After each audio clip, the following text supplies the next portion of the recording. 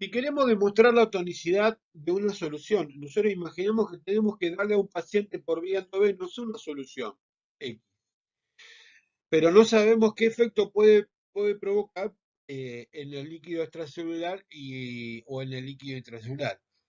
Quiero saber si va a afectar el tamaño de la célula. Por lo tanto, debo determinar cuál es su tonicidad.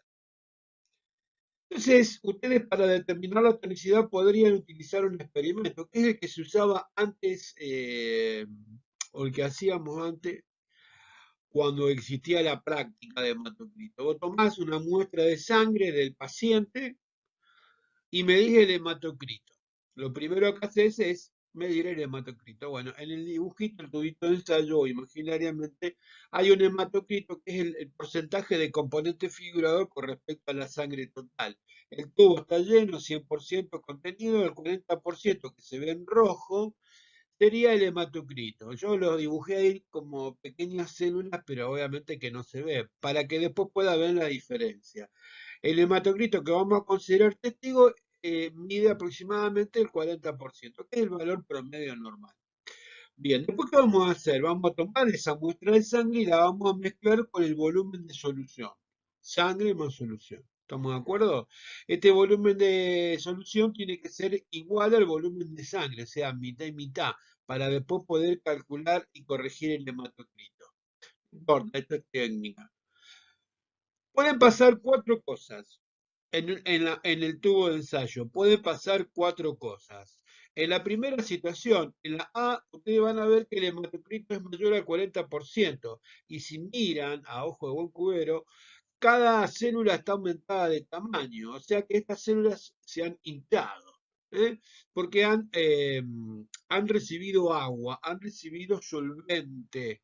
¿Tá? Ha habido un flujo neto de solvente desde la solución hacia la célula. Esto ocurre cuando la solución es hipotónica.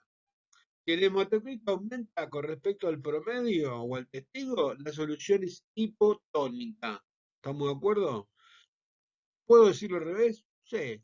¿Qué es una solución hipotónica? Aquella que provoca el aumento del volumen celular. Muy bien, perfecto. En la segunda situación, en el tubo B, nos encontramos con un hematocrito disminuido, menor al 40%, y un en el imaginario B todo chiquitito, chiquito, chiquito. Esto ocurre cuando la solución es hipertónica. ¿Por qué se produce esto? Porque sale agua, hay un flujo neto de solvente desde el interior celular hacia la solución. Entonces, dicho de otra manera, una solución hipertónica es aquella que reduce el volumen de la célula. En la situación C, me encuentro con que no tengo hematocrito, sino que tengo un agua rosada, un líquido de color carne, rosado. No tengo más glóbulos rojos, se estallaron los glóbulos rojos, desaparecieron los glóbulos rojos. ¿Esto por qué se produce? Porque hay, primero, difusión de soluto. Acá la membrana sería permeable al soluto, ejemplo, urea, glicerol, todos los solutos que hacen difusión simple, urea, glicerol, difunden libremente, arrastran agua y la entrada de agua con la entrada de soluto provoca que la célula se hinche y reviente. Nunca logramos, no hay efecto osmótico, no se logra equilibrar la diferencia de presión. Esto es lo que provoca que la solución sea hipotónica. Pero ustedes me dirán, pará, porque ya en el A era hipotónica, sí, pero fíjate la diferencia entre A y C. A es hipotónica con un soluto que no difunde. C es hipotónica por culpa de un soluto que difunde. Ahora van a ver otro ejemplo. Y en el punto D, el hematocrito medido es igual al testigo. Por lo tanto, no hay modificaciones del volumen celular. Esto ocurre solo si la solución es isotónica. Flujo neto de solvente, cero. ¿Tá? Entonces, una solución hipotónica es aquella que puede provocar aumento de volumen celular o lisis. Una solución hipertónica es aquella que puede provocar disminución del volumen celular. Una solución isotónica es aquella que no modifica el volumen celular. ¿Qué es la tonicidad? Es la propiedad física que mide los cambios de volumen celular. Nada que ver con la ósmosis, aunque podríamos pensar que van de la mano. A partir de ahora ustedes van a ver varios ejemplos de tonicidad que tendrán que explicar. Esto es clásico de examen final. El docente te hace el dibujito, te muestra un recipiente con un circulito adentro y vos decís, ¿qué carajo es esto? El circulito está representando una célula. Entonces vos tenés que ser ordenado y tratar de explicar conceptualmente qué ocurre con células sumergidas en una solución. Si son células, tengo que hablar de ósmosis y tonicidad. Si son los recipientes separados por una membrana semipermeable, de lo único que hablo es de ósmosis. ¿Queda claro? Si yo tengo un recipiente separado por un tabique, eso es membrana semipermeable. Hablo de ósmosis.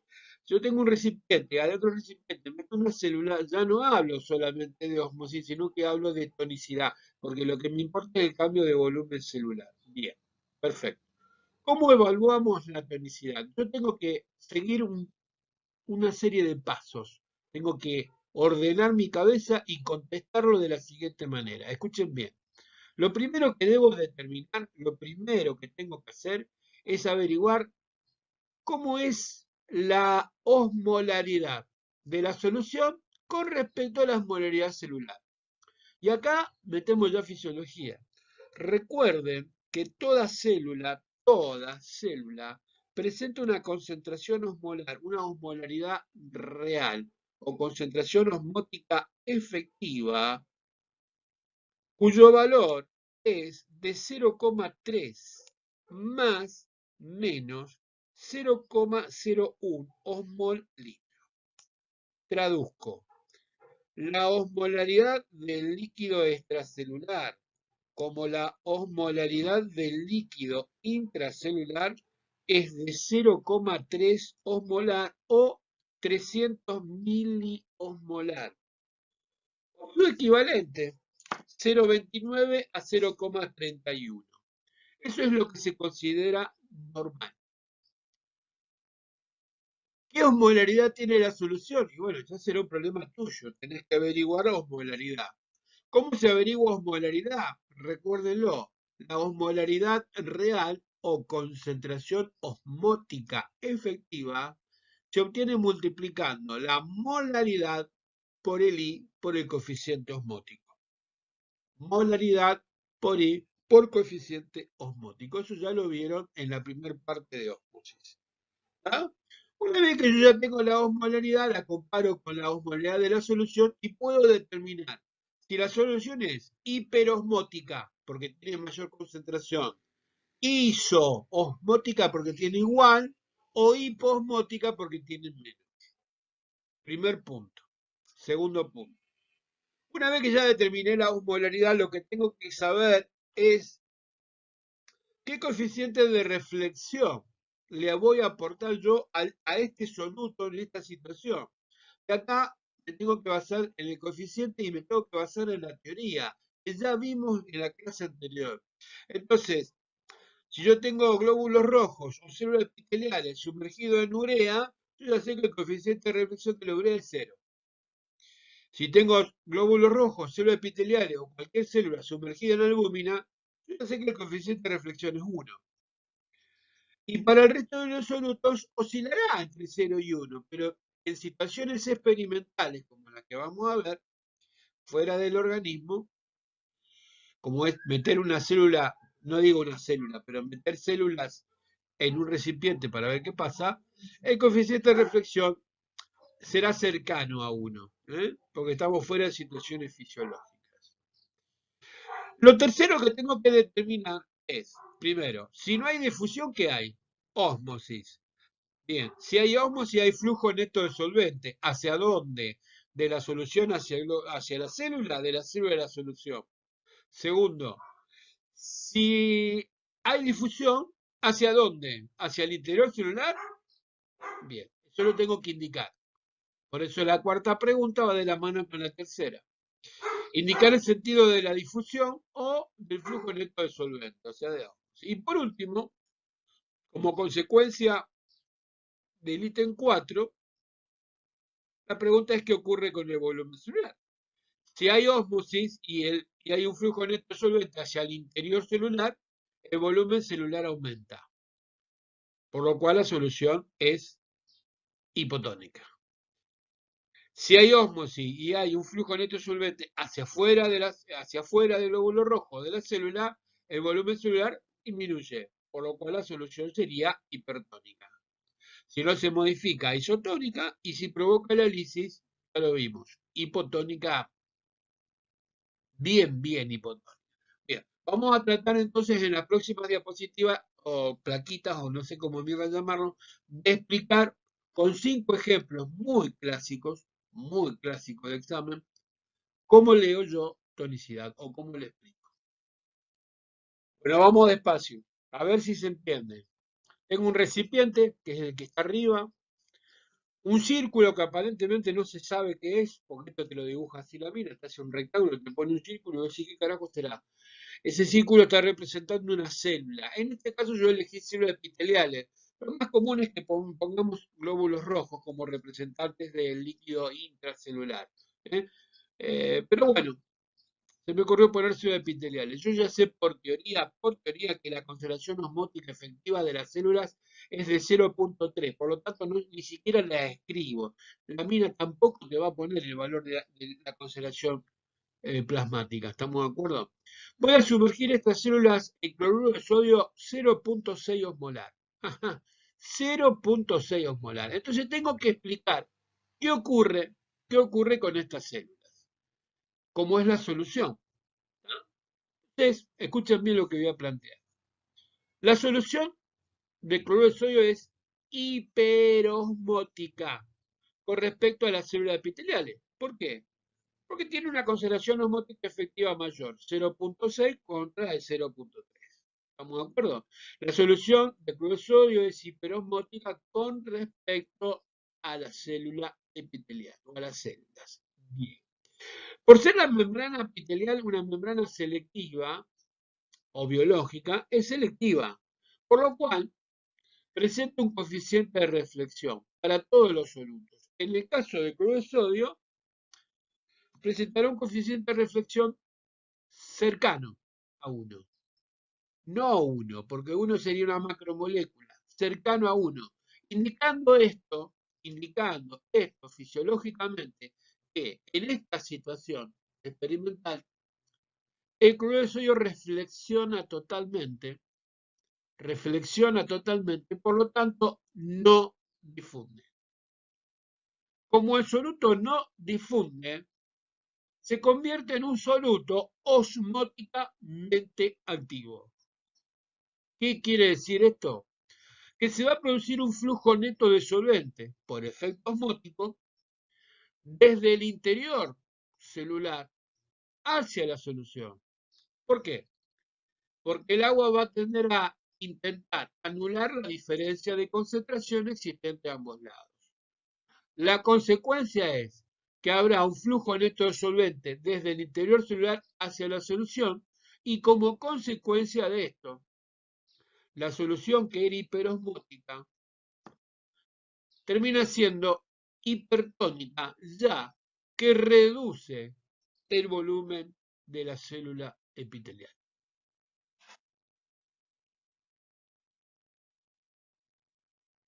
Bueno, en este caso sumergimos células epiteliales en solución de glucosa 0,2 molar.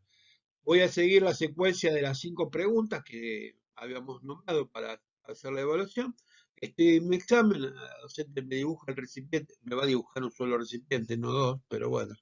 Y me muestra un círculo. ¿Sí esto qué será? Ah, células, perfecto. En este caso yo puse epitelial y me pone glucosa 0,2 molar. Una de las preguntas que puede hacer, 0,2 molar, ¿qué representa?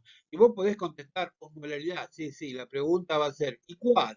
Ah, perdón, osmolaridad real o concentración osmótica efectiva. Si no se acuerdan, busquen la clase anterior. Perfecto.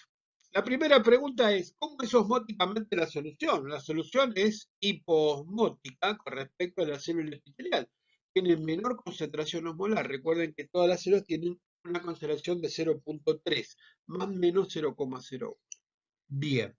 Por ser la membrana de la célula epitelial una membrana biológica, se comporta como membrana selectiva. Por lo tanto, en esta situación experimental, el coeficiente de reflexión para la glucosa deberá ser cercano a 1. En esta situación experimental, cercano a 1. Por lo tanto, esto indicará que en esta situación la glucosa no puede difundir a través de la membrana ya que reflexiona totalmente. Bien. Si no puede difundir, el soluto se convierte en un soluto osmóticamente activo, por lo cual se genera ósmosis, o sea, efecto osmótico. ¿De dónde a dónde? Y, en teoría, del lugar de menor osmolaridad al de mayor osmolaridad. En la práctica, va a haber un flujo neto de solvente desde la solución de glucosa hacia el interior celular. El objetivo del movimiento de agua es diluir lo concentrado, concentrar lo diluido, hasta anular la diferencia de concentración o de presión osmótica existente a ambos lados. Bien, después de un tiempo ustedes van a ver que las células epiteliales aumentaron de tamaño. El aumento de tamaño se debe a que entró agua por ósmosis y anuló la diferencia de presión existente. Hubo expansión. Por eso la solución que provoca aumento de volumen celular es considerada hipotónica.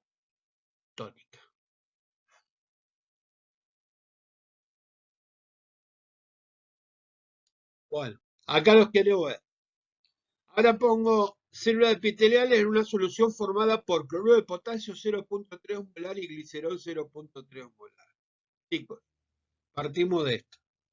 La concentración es una sola, es 0,6 osmolar, porque recuerden que yo puedo sumar el número de partículas disueltas en solución, porque algunos pueden confundir y evaluar por separado, por un lado cloruro de potasio y por otro lado glicerol. No, no, es un error conceptual, ¿eh?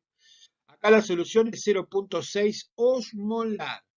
Entonces yo podría pensar que la solución, por ser 0,6 osmolar, es hiperosmótica con respecto al glóbulo rojo. ¿Eso es correcto? Sí.